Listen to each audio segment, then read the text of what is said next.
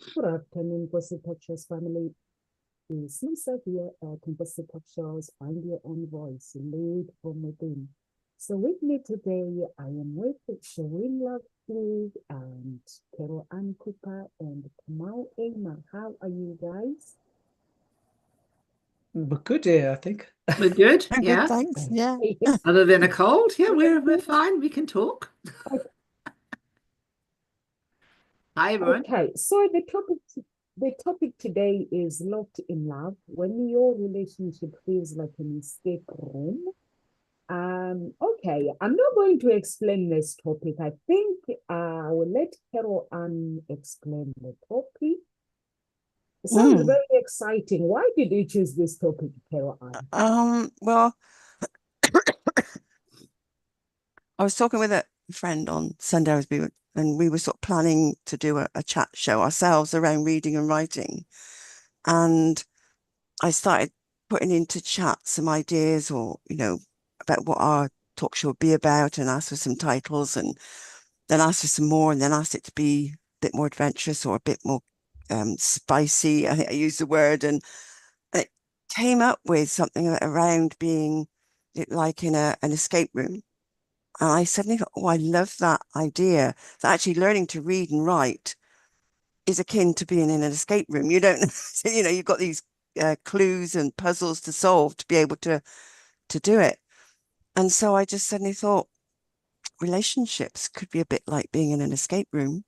So I thought, how about let's explore that. So yeah, I put that into chat and asked for a few titles and kept coming back again. And then this was the one that actually spoke to me because it is about sometimes a relationship can feel that way. We don't necessarily know the rules and the patterns, but there's these you get clues to things that are maybe going wrong or not working, but we don't know how to deal with them or how to solve them. So this is where I thought perhaps we could explore it and see what maybe some of the clues are and what are some of the possible things that be causing those clues and how could we sort of solve them. So that's where I was coming from. It just felt like a bit of a game because love is a game and we don't know the rules. We find ourselves in, you know, certain challenges and it's like, oh, God, how do we deal with this? So what are those challenges? What are those clues? And is it actually a room that we want to get out of? And sometimes we may need to. It's like, okay, we decide the relationship's over, but sometimes it's just about working together to solve it and make the relationship deeper and actually stay. It's just part of what a relationship is. So that's where it came from. So what about others? What were you thinking when you saw the title? Go on, Shireen, go on. No, I'm fine. I'm happy to go second. Yeah, locked in love. I mean, that I suppose that part of the title got me a little bit. And then I thought about, as you were talking, Carol Ann, about the relationship of feeling in an escape room. So I kind of, yeah, when I think of escape, it's outside, right? You're in a place of safety, right? That's the thing that I hear. If you're in an escape room, you're in the room where the escape is. But obviously, you think of the escape room where you're trying to get out of it. Is that It's right? have you heard of escape rooms? It's where you've got lots of puzzles to Yeah, solve yeah. to be able to get out of it. That's All what right. an escape Okay. that's the So, escape room all that I right. was So you're in referring the to. room that you need to escape from, Yeah, technically. technically. All Yeah, right. Yeah. yeah. And one of the, yeah, so okay, I've got that right then. So the thing that really got me there was something that you said, which was, if you get a room with lots of puzzles, then you've got to work collaboratively. It's going to be very Mhm. hard for one person to it's going to take time for one person to get out, right? But we also know that if you're working more collaboratively, then you will, and willing to hear and listen to each other, then you're more likely to get out and leave the place, whatever that unbearable place is. So I'm guessing when I'm thinking about the locked in love at that moment is when we're in situations where we don't work together, right? We're locked in whatever that feeling of entrapment is, and we are not using our resources that we have to be able to communicate what we need and help them escape in whatever way, escape together, preferably. Given that that's often you're all in it together. Of course, you can go your separate ways, but I think the thing that's really, I suppose that's where you have the idea of really looking at the patterns. How do you actively participate in that process, right? In the sense of, do you work together? Does one lead and one only follow? Are you able to voice your opinion? And do you go on assumptions rather than really looking and researching? I think there's a lot of things that we can see within ourselves in those escape rooms. If we just looked at it as a paradox or a paradigm, observing ourselves, even if you're not in a relationship, if you're in an escape room with just other people, how do you respond in that? And that may be the same thing of how you're responding in your relationships, in your love relationships. Is that love relationship working? So it'd be a really useful bit of information to kind of take note of. So those are the things that were just banding around in my head as I started to think about what you were saying, and that was sort of in the back of my mind. But I still always think about locked in love. That's something is interesting, and the emotionality around that. I think you're absolutely right about that, locked in love. And when I read the title, I was a bit, okay, so where's the metaphor here? Or there are several metaphors in the title itself, right? Being locked in love.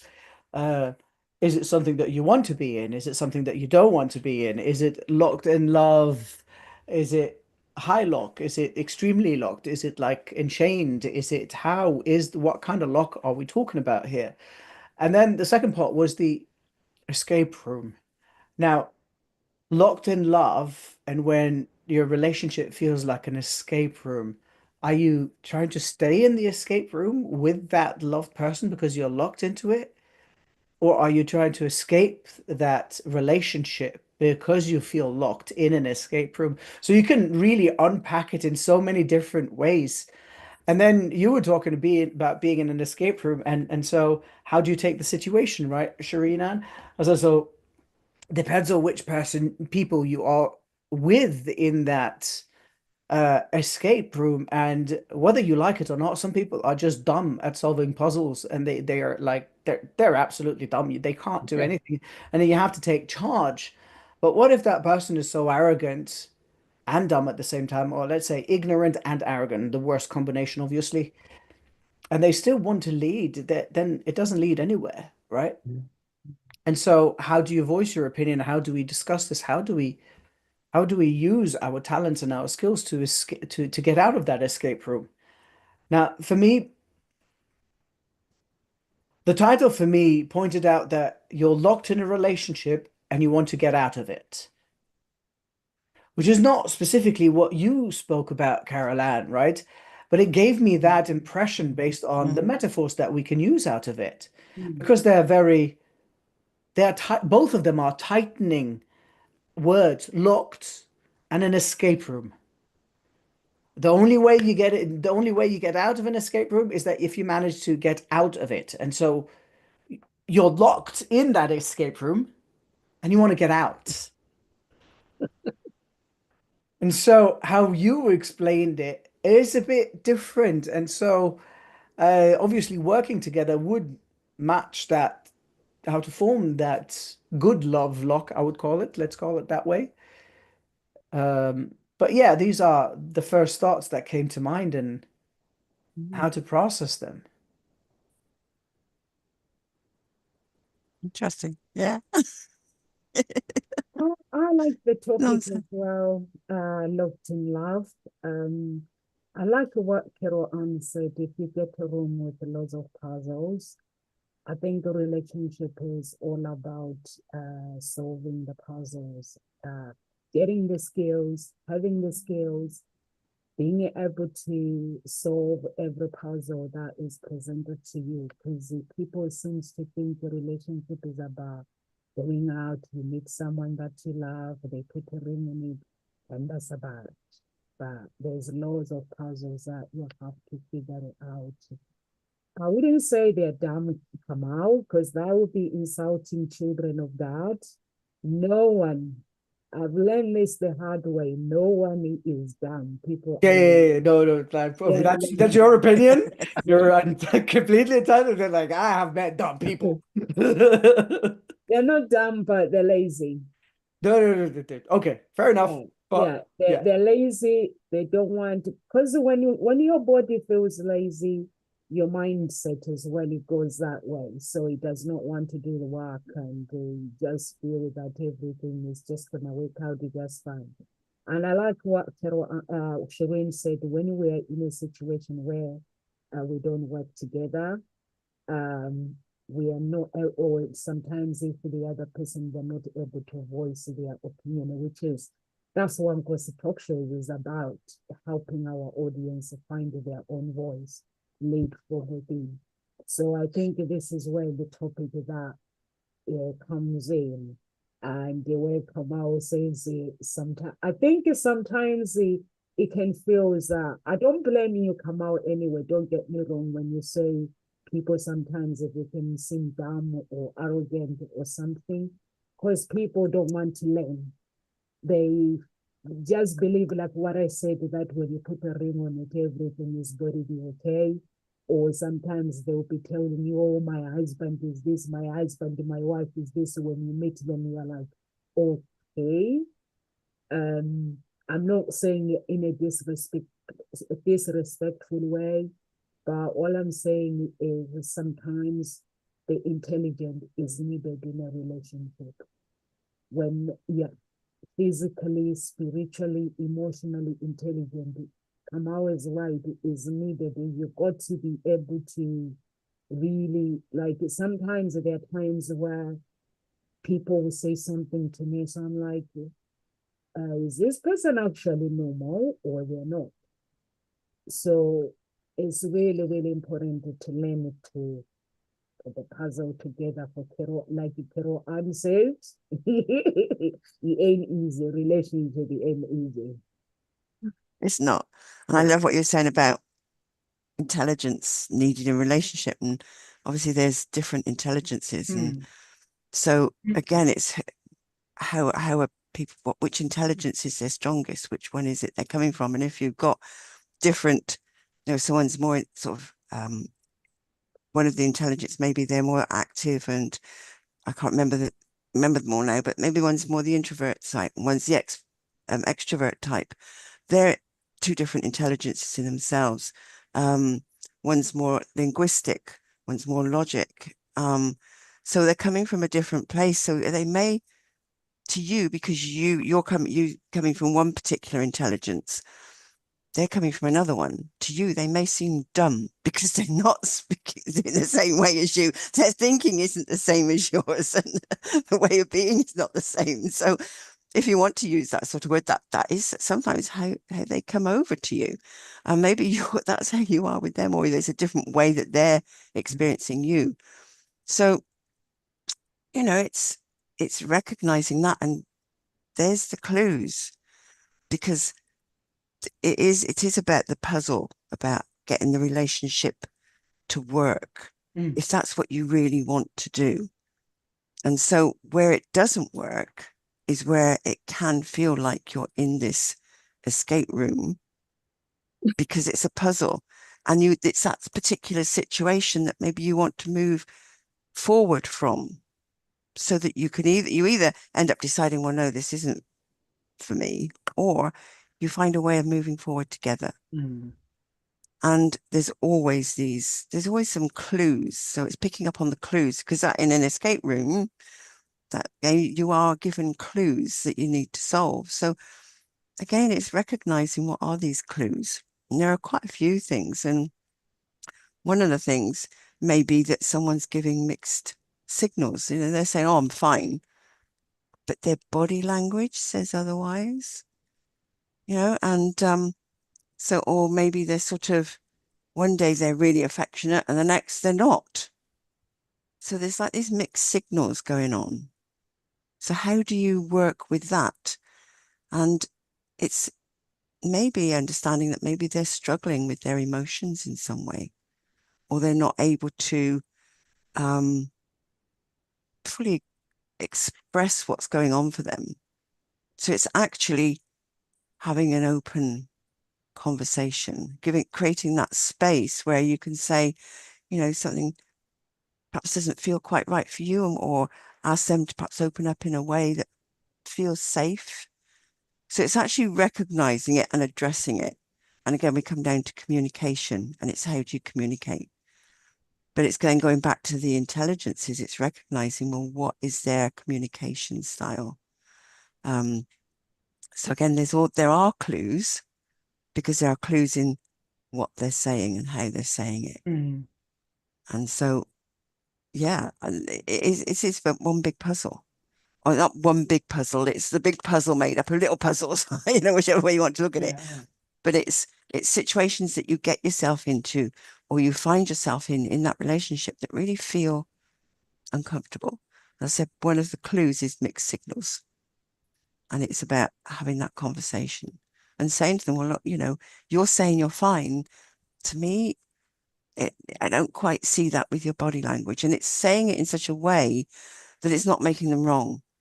You know, I've heard people say to other people, you know, you say you're fine, but your face says otherwise. It's like, what? What do you mean my face says otherwise? I don't know. Understand? And it just creates even more upset. So again, it's being able to put it over that, you know, in a way that you can talk about it. Oh, that's, yeah. And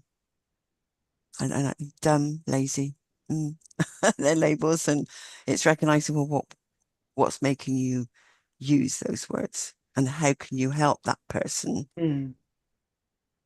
work with you and you work with them. Yeah, I think what I'm hearing and what I know is that it's about what are you going to choose in this moment, right? So you've got all these things happening, but it's about what are you going to choose to change the situation? What are you going to choose to get out of the lock, right? What are you, or how choose to unlock whatever situation you're in? Yeah. And I think that's the key. I mean, you, as you said, yeah, I do know that lots of mothers do that to their kids, unfortunately. You say you're okay or something's okay, but your face is this.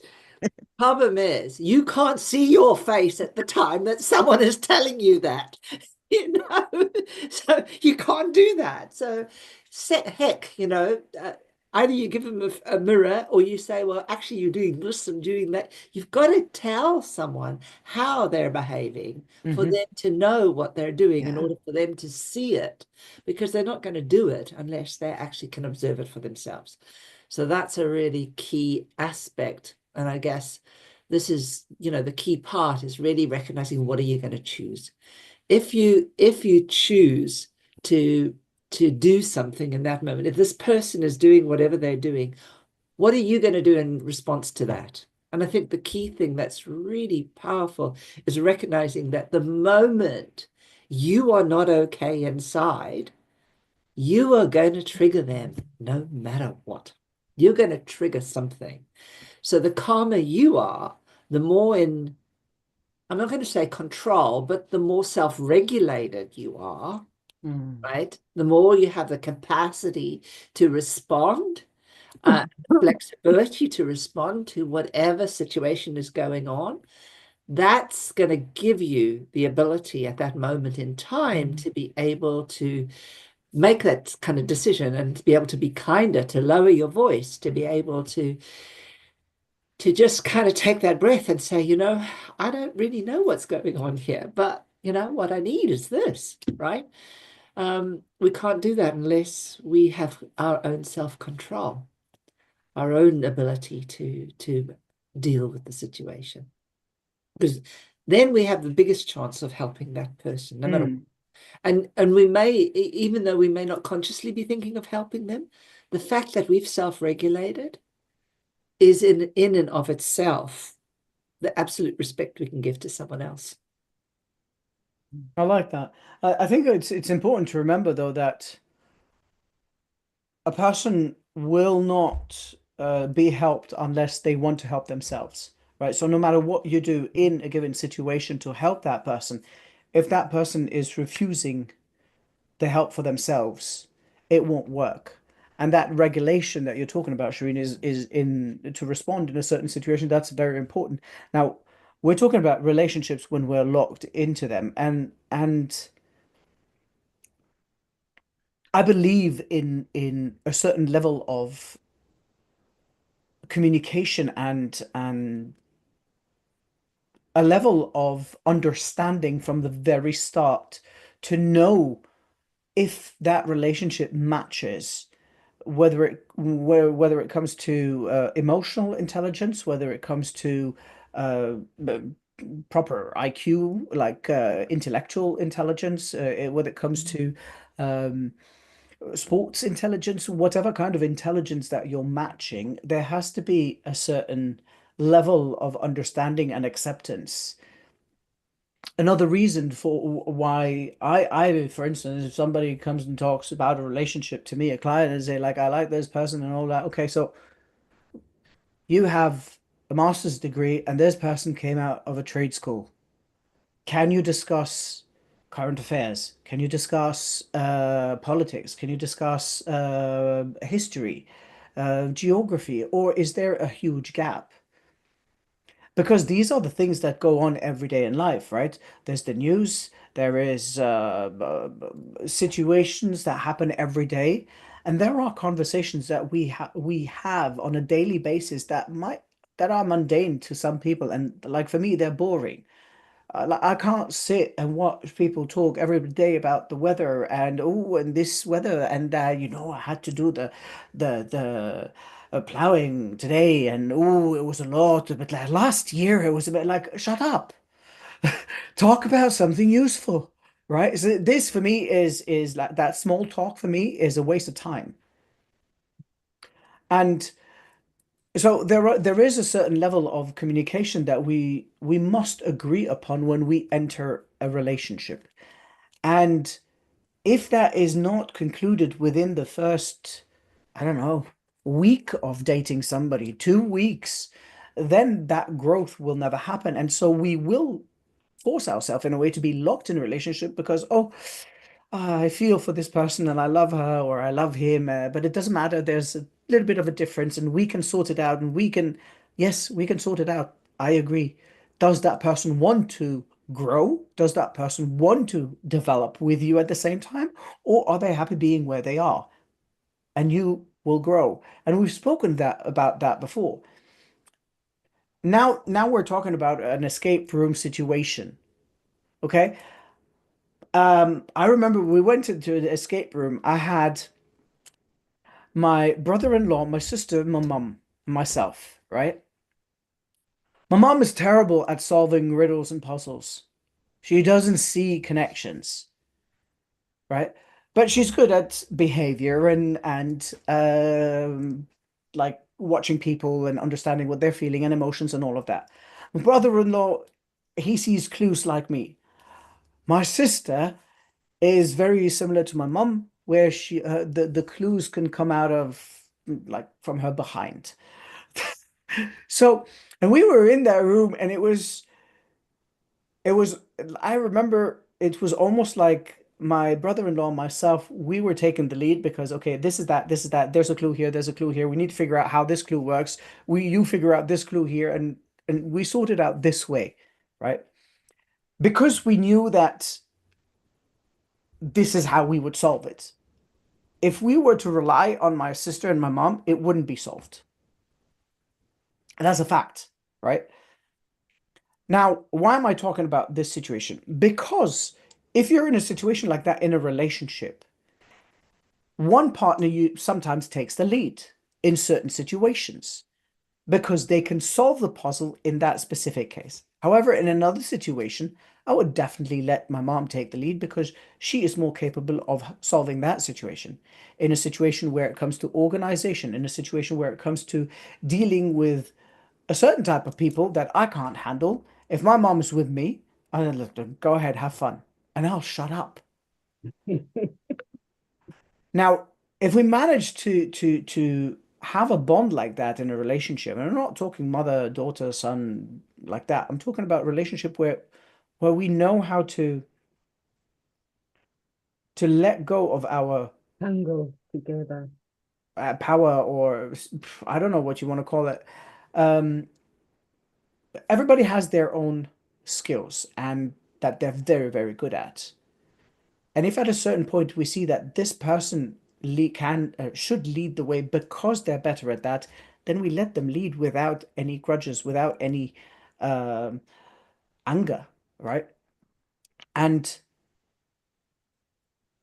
when it comes to mixed signals, that's the same thing, right? We get mixed signals, then it's not about telling them that we're getting mixed signals. It's letting them know, like Shireen was saying, I mean, hold on a mirror, it's like, hi, you see that person there? Again, we'll come back to the same point that I spoke about earlier, is that if that person does not want to change, then you're stuck in that escape room with a person that is dumb enough to allow themselves to stay that way, right?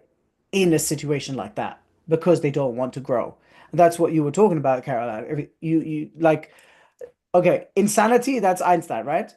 Insanity is repeating the same thing over and over again and believing that you will have a different outcome. Now, insanity is equal to stupidity, you know, in a certain way, to a certain level, to a certain level. Now, why would you want to get stuck in a relationship with somebody that doesn't want to grow, that doesn't want to solve a puzzle with you, the puzzle of life itself, the greatest puzzle of all time? So, in my opinion, when you choose a partner to solve that puzzle of life, yes, it has to have emotions, it has to have intelligence, it has to have a combination of different aspects to allow yourself, both of you, yourselves, to grow together and be able to solve that great puzzle or that Canva, whatever you want to call it. Yeah, I agree with you, Kamal, that relationship is all about allowing the other person to do what they do best without having a grudge. Because when you date someone, you marry someone, they become your best friend, and you have to be able to harmonize. A man is a provider, a woman is a provider. A man is an architect, a woman is a mentor. So you have to know your roles and just complement each other. But the problem is with human beings, they don't communicate. They assume, they judge. So it's really, really important when you meet someone and not to relax and say, oh, I found this man that I love, I don't need to do the work, or I found this woman that I love, I don't need to do the work. You still need to do the work. You still need to communicate with that person. You still need to understand their needs and their desires. Because if you don't understand their needs, their desires, like Kamal, you said, you need to grow with your spouse. And if you don't grow together, then that means that person with mindset wise, they'll be left behind. They can't catch up with you. And that's why they feel that I can't cope with this person. Or sometimes you'll find like there are men, like there's a topic that I spoke about why why loyal women don't find men don't respect them. So you'll find that like sometimes when you're loyal, people can misjudge that. There's so many mix in a relationship, but if we were to enter a relationship and truly surrender ourselves to wanting to know the other person, wanting to do the work and wanting to really have fun and enjoy, not taking life too serious. We create goals, and we go places we want to visit. We share our happiness together, but without judgmental, being judged.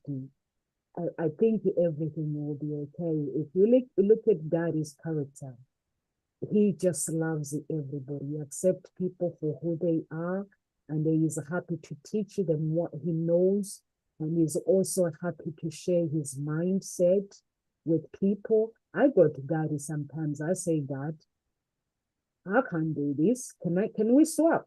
Give me your spiritual intelligence. We swap. I wanted to do something the other day. Someone said 500 pounds. I was like, God, do I need to pay this money? Let's swap mine. And we did. So we swap mine. So his relationship is like that. It's like, teach me what you know. And you teach each other. You tangle together. You harmonize love together. It's not about I'm better than you, or this one is better than this one. It's just tangling together, admiring our growth, and just enjoying that love and letting somebody else be as well at the same time. So I think that is really, really important. And aggression, if you have the stuff that you have to deal with, you go and deal with it with a therapist. You don't take it out in your love life, your spouse. So I think those are the things that I like about this topic, Carol, and that do I feel locked in the love? Do I have puzzles that I need to work out? Or it's just, it covers everything about relationship. I love what you were saying about don't take it out on your spouse. It's recognizing if that's what you're drawn to do, then there's something not working. And again, that's another clue in that puzzle of, that you're locked into something that isn't working. And so if you're drawn to taking it out on your spouse, it's like, stop, reflect on yourself. So, okay, what's going on over here for me? What is it that my partner is doing that is affecting me in this way? And maybe there's things that you used to accept with them. So there can be small things that start to become irritating. And again, that's another little clue that something isn't working. It's another clue in that escape room of the puzzle to work towards, so you can get that harmony in the relationship.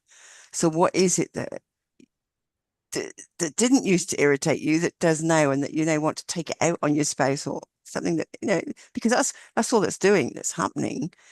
You're being irritated, or you're being made angry or upset in some way. And by taking it out on them, you're not really getting to the root cause of what's causing it in the first place. So it's again really reflecting what is going on here. And those little things that didn't used to irritate you that do now, just explore it, and then maybe have a conversation. Again, it comes down to having a conversation and saying, well, look, you're doing this and it didn't used to annoy me, but for some reason it is, and I don't know why. And just, you can explore it. And if you still don't know, then this is where you go and reach out to one of us here and reach out for help, because we can then help you talk through it or work on that, so you really get to what the root cause is, because it isn't actually what they're doing.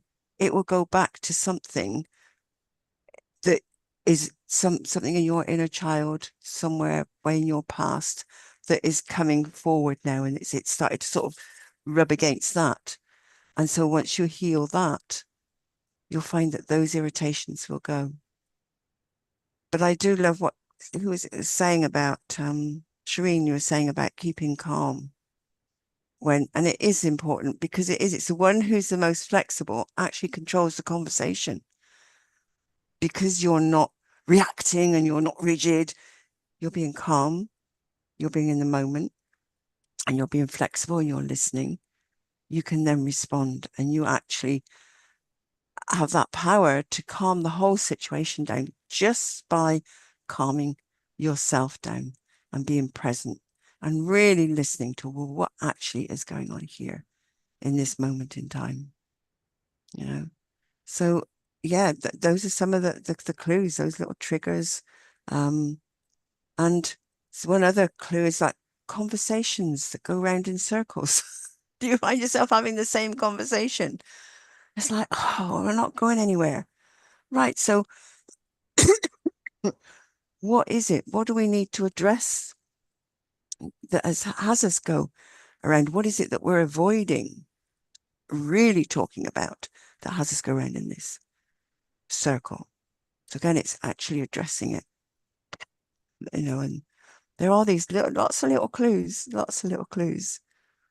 And often it comes down to asking a pertinent question that will open it up and takes away blame and takes away that anger response. And, have you got some other things that sort of might be sort of clues or things that they could look out for? Carol, Shireen? I put you as a host, guys. I've got another meeting. I'm gonna have to jump to another meeting. Okay. Is that okay, guys? Yeah, I fine. forgot about it. Absolutely fine. No problem. Hey, I was busy sneezing, so I missed Yeah. that. What other people were saying, it was a bit loud over Oh here. no, yeah. Yeah. Oh. Yeah, I think there are a couple of things which kind of make me think. One of the things that I think is that a lot of the time of job distribution means that one or other don't learn. And we need to learn properly together, not just say this is your job, this is your job. I know this is the truth, but 84% of women that are out that get divorced end up in poverty. And the reason is that women tend to deflect a lot of the jobs that are admin jobs, that are mental jobs to men. And men do that, right? Because they're good at it. And one of the biggest things which I know when I see it myself, and I do it myself occasionally, is the intolerance that comes from people being slower, right? Yeah. I can see how you can do this, this, and this, and they are slow. I have to go, Yeah. that and stop myself. But that's an arrogance because I am seeing the bigger picture. I'm already doing all, Yeah. but actually, they've got to learn. Yeah. They may not have had as much experience or as much practice or as much as whatever. So therefore, part of my my recognition is that if it's really about what's my accountability to this person here and how do I help them grow. And it's interesting because I am going to give you a little thing. My partner and I do Wordle, do a Sudoku every day. Yeah. There's a daily puzzle that comes up every day and we compete. I like I that. love And it. we Yeah. compete. And today he said, and it was really quite interesting because he had given me an idea of what he does. But of course, I was doing my own thing, right? I was going to be better. Mine worked for me because it made sense. Yeah. And then the other day, I mean, after I've done a lot of stuff on my calming my brain up, and I just clicked and I started doing what he did. And guess what? It was like coming right down. And so he said to me one day, I said, well, guess, he said, how much did you get today? And I said, well, how much did you get? And he said, 7. And I said, well, 5. 5 minutes, yeah. And it was really interesting. And I could see that there was something going on for him. And I said, I realize this is not about competing against you. This is about competing against myself. Exactly. I'm really looking to see that I'm getting better. I hold you as a standard. I Yeah. know that you get this done really fast. For me, I've always been getting about, sort of 10s, 11s, or whatever. Now I'm getting down to these 5s and 6s, 7s even. I said, I've used your technique. I'm now managing it. I said, but that's showing me that there's a different shift that's happened. And so therefore, the more I practice at that, the better I'm going to get. So it's really recognizing that when we're in this competition or what competition are we competing with? Are we competing with them or are we competing with ourselves? And if we're competing with ourselves to better ourselves, to improve ourselves, then that's a different story. Mm-hmm. We mustn't be competing with them, against them. That's the thing. If we Yeah. can understand that, and it was really interesting because I had actually stopped and thought about it, and I thought, no, no, no, I really am not competing against you. It's nice that I've won, yes, but it's really about something else, right? And I think that it's important that when we get into any kind of trigger or any kind of thing, where we have these red flags kicking up, as you were talking about the circular argument that keeps coming up, like who washes the bath, who cleans, who does this, it's really important to stop and be curious about that and go, hey, that's interesting. It's happening again. But what is my responsibility in here? Because until we can really take full accountability for ourselves, we have no business asking anybody else. Yeah, that's the thing. We have no business, Mm. because if we can't hold that state for ourselves, then we're in accusation. We're in accusation. We're not really in curiosity.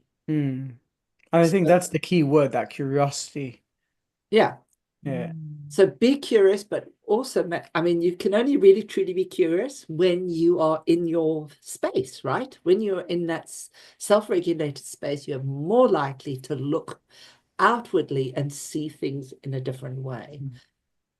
If you're not, you're not going to be curious. You're going to be in survival mode, Yeah. right? So, and that's part of that red flag, isn't it? That's part of the thing. How am I feeling? Am I feeling comfortable, or am I being stressed? Mm. If you're being stressed, then it doesn't matter what's going on. You are in, these are all the red flags that are triggering up this, whether it's someone being psychical, whether it's someone that's not doing what you want, whether they're taking over, all of these things. But it's all about, what are you accountable for? Are you going to ask that question? When you ask it, are you aware of how it's going to be taken? Mm. And how are you going to respond if it comes back badly? Right. If it comes back badly, what are you going to do? Are you going to go into a tirade, or are you going to stop and go, that's interesting, I didn't expect that? Right? Then the curiosity can come in. You're in a much better place, and so are they. Again, there's that word expectation. I didn't expect that. So it's about not having expectations, isn't it? Lessening the You know, expectations, I would say. I mean, in most relationships, people get into a relationship and they have expectations in their mind, right? They set up these expectations straight ahead, and in a sense, without completely being blunt about it this way, it sets you up for failure. It sets you up for disappointment, because not everybody will meet that expectations that you have and that you haven't spoken about. Yeah, you have to speak Right? about it. You have to speak about them. If they don't text me, I write back, I'll do the next text. I want you to respond, please. There you go. So it's Now would be preferable. that's the thing, right? That people get mad and angry out of expectations yes. that they set up, but they didn't.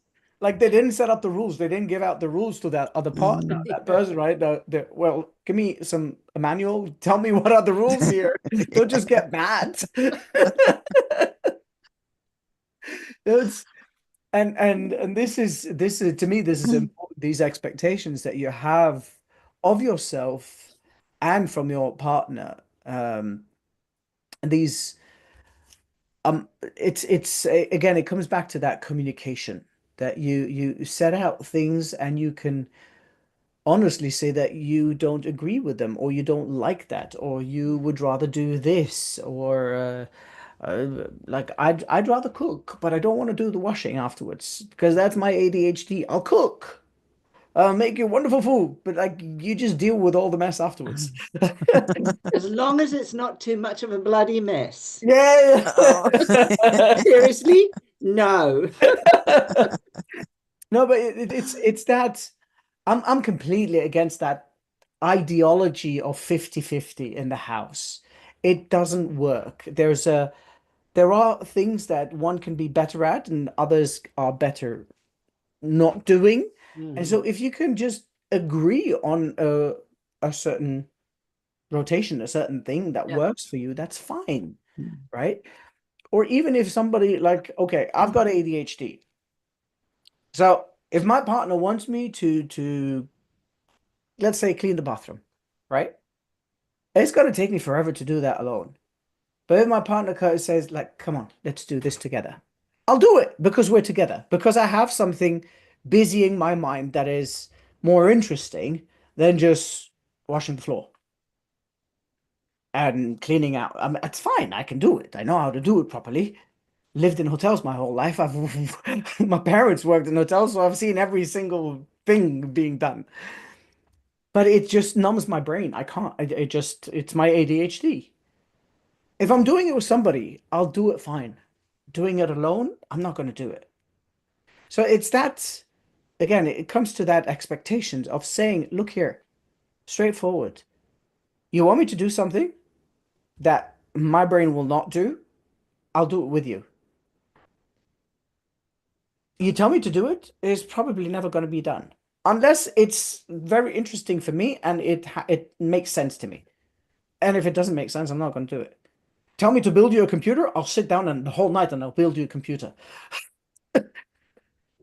It's what you want to be, what you're interested in, you'll do. That's That's how what that rinse down to, which is basically saying, well, there are rules which I will abide by and rules which I won't. and that's the And thing. I mean, that's that unfortunately, that's how ADHD works as well, right? Like, so it's not agreed convinced completely, but it's an in a interesting point of view. in a certain way. It works that way. Things that Have you tried EMDR? Let's do as some long as EMDR on you. it's the things that bring you that dopamine that function best for us. But anyway, Yeah, I know. and so that Don't expectation, have enough. that expectation is handled by communication, by sitting down and saying, look here, these are my expectations in my head. Not all of them have to be fulfilled for me to like, I don't know, be in a relationship, but these are the one, two, threes. I'm not saying you don't have to blurt them out this bluntly, obviously. There's a way to communicate these expectations. It's not here. This is the hand rule of this is my rules and this is how we do things. It doesn't work that way, right? There's a style of communication. There's flexibility in how we deliver messages. That is the understanding of one another. And all of that is a give and take again. Any relationship is a give and take, and it's a yin and yang. It's that flow of energy between each other. If that flow is disrupted because whatever reason, then you'll find yourself in an escape room with a person that doesn't want to solve the riddle, and you're stuck there. Yeah. And it is that being able to understand what are each other's skills and acknowledging that, and that is important, but also communicating how you want things to go, and also being flexible to listen to the other person. It's allowing both parties to have their say and say, well, look, what works for them and what doesn't. And sometimes there has to be some compromise, some way of finding a solution to move forward together. And if you can't come to that solution and find a way, that's where the parting of ways then maybe has to happen. But if you are committed to the relationship, then you have to find a way of working together. And it is a partnership. And it is allowing, one to take a lead. I love what you were saying about, one takes a lead for something, and then it means that someone else takes a lead for something else, because it depends what your skills are, what you're good at. And it's allowing that person to have that lead rather than expecting one to be the lead, or the one feels like they've got to be in control of everything. Yeah. That doesn't work either, because you're not allowing for growth, for allowing that person to, as you were saying, Shireen, give them time to learn rather than take, I can do this better, Well, I think I've got the best world now. Just do it quietly so no one can ever hear me out. Basically, since my partner's retired, he basically does most of the housework, Oh, nice. which Yeah. is a bliss for me. But the interesting thing is the other day, I was busy cooking something and he'd gone up the hill and gone and done things. And he came back and he said, "Oh, thank you for doing the cooking.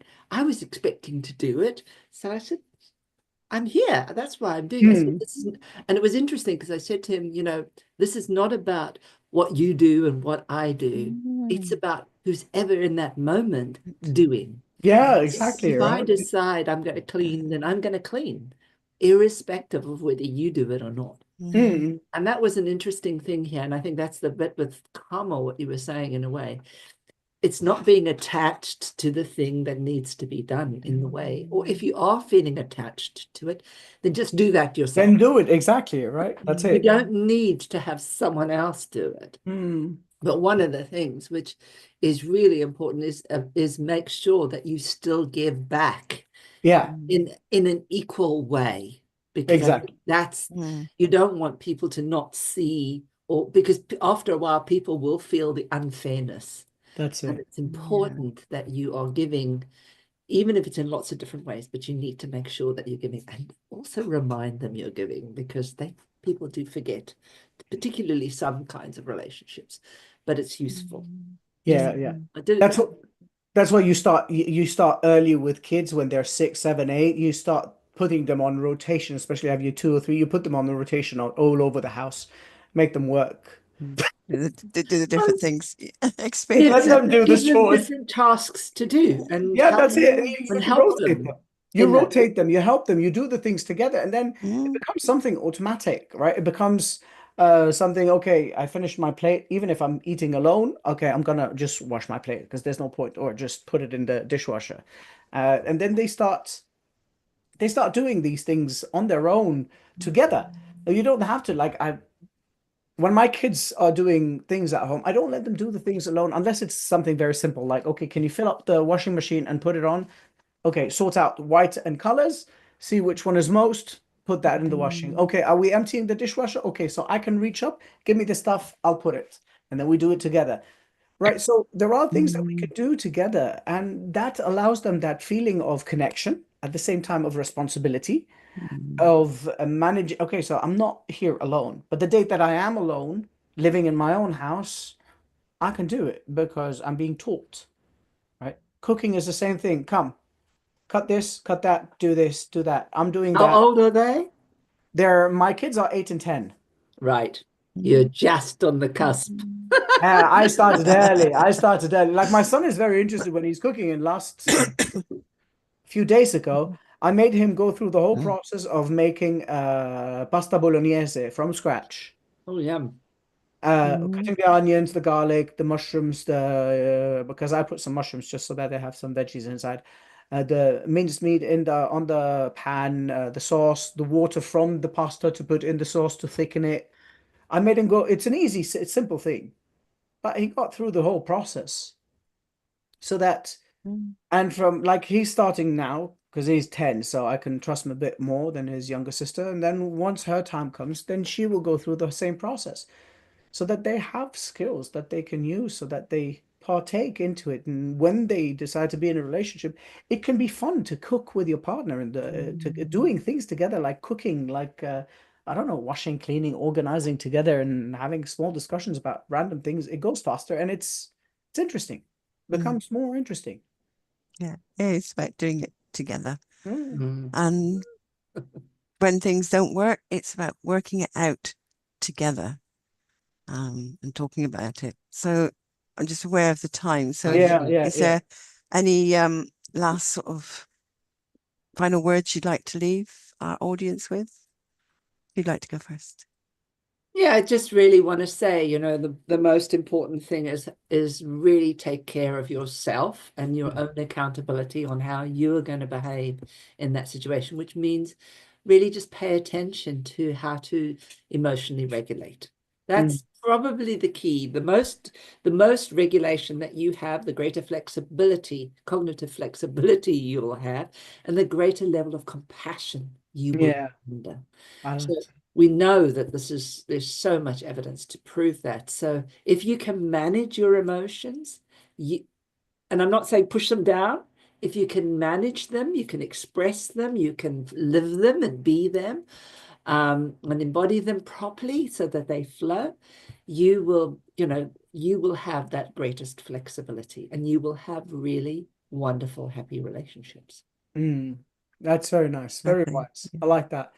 From my end, to finish the story of the escape room that I had,